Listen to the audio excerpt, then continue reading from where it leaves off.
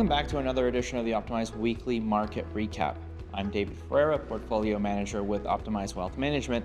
And as always for today's recap, we'll take a look at last week's activity in the markets, as well as what we're watching for in the week ahead. Some big data releases last week pushed markets higher, with value stocks showing market leadership once again. The Dow reached a record close 4 times last week, leading all U.S. indexes with a weekly 94 basis point advance. The S&P 500 gained 24 basis points, while the TSX rose 26 basis points on the week. The Nasdaq, meanwhile, pulled back 92 basis points. Zooming in on sector performance, financials and industrials notched the largest gains, while technology and consumer discretionary lagged by the most. Looking at the events from this past week, on Friday, the U.S. Personal Consumption Expenditure, or PCE, price index for July, the Federal Reserve's preferred inflation gauge, rose by 2.6% year over year, matching economists' expectations. Stocks reacted positively to the news as it further supports a Fed interest rate cut at its next meeting later this month.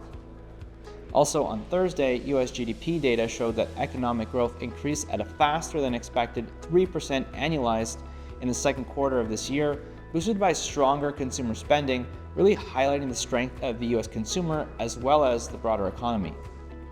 And on a similar note, in Canada, Q2 economic growth figures released on Friday showed that Canada's GDP increased at a yearly rate of 2.1%, surpassing the 1.5% forecasted by the Bank of Canada. This will help soothe concerns investors may have about economic growth in Canada and likely won't deter the central bank from sticking to its rate cut targets over the coming months. For the week ahead, all eyes will be on the U.S. employment report for August out on Friday. This will be a significant data point that the Fed will consider before making its interest rate decision later this month. On Tuesday, U.S. manufacturing activity for August will provide a look into the strength of the U.S. economy. And in Canada, the Bank of Canada will make its interest rate decision announcement on Wednesday. The central bank is expected to reduce interest rates for the third consecutive time, which should be supportive of broader economic growth.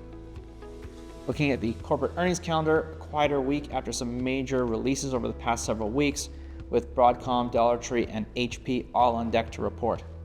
And that's all for this week's edition of the Weekly Market Recap. As always, thank you for watching and see you next week.